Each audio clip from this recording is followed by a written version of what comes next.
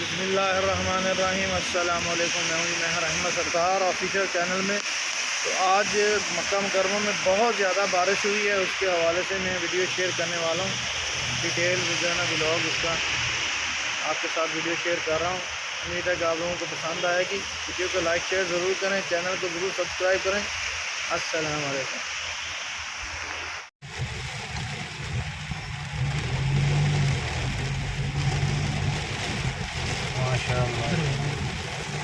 वो थोड़ा पीछे का लगता ना मोबाइल पर वीडियो भी दे दी है देखने का काम करवा में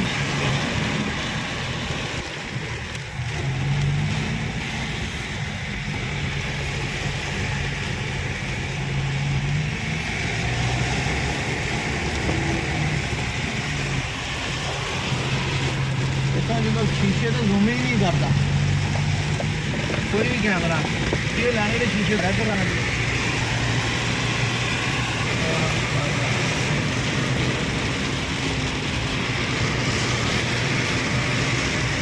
आज ही कितने सेकंड आज बनाने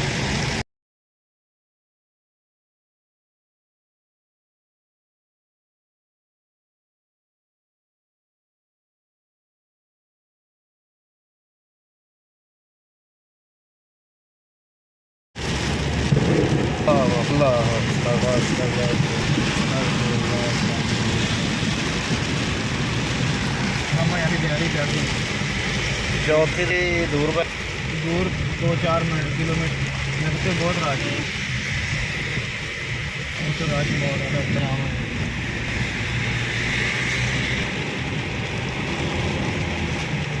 बगैर साफ ही नहीं आती। हाँ शीशा परला तो थले नहीं होना परले का मैं भेज गया सारा। हाँ मीह उत्थों वजन डया राणा पिछला शीशा खोल के तो पिछले ਨੂੰ ਬਣਾ राणा गद्दी ना सिट दी और पिछला शीशा खोल के पीछे ਨੂੰ बना लेकिन अंदर तो नहीं आऊगी बारिश देख रहा जी नहीं आने नहीं आने हाँ हाल है हाँ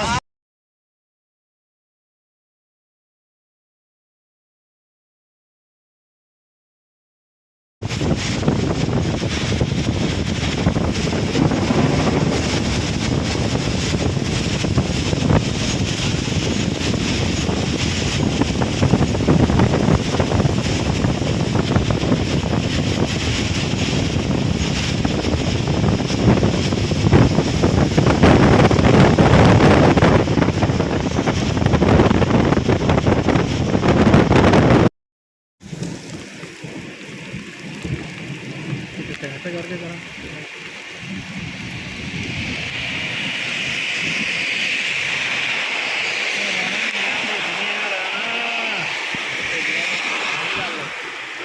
यार गद्दी दी गई यार मैं कपड़ा दे मैं कोई शय है सोचे तो वायरिंग च पाएगा आज बैग पानी बन गया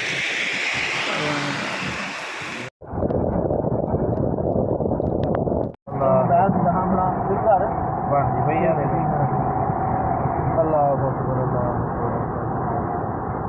बैग सीधा ना टेढ़ा ना बैग टेढ़ा पड़ेगा वीडियो तो बेकार है अल्लाह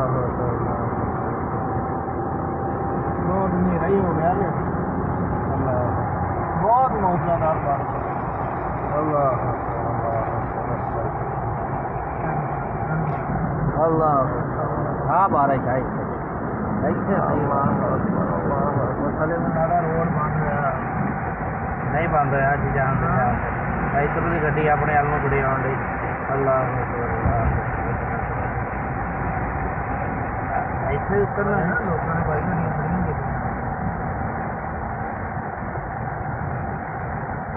अल्लाह इतना रखना है आज सीधा सीधा सीधा अल्लाह अल्लाह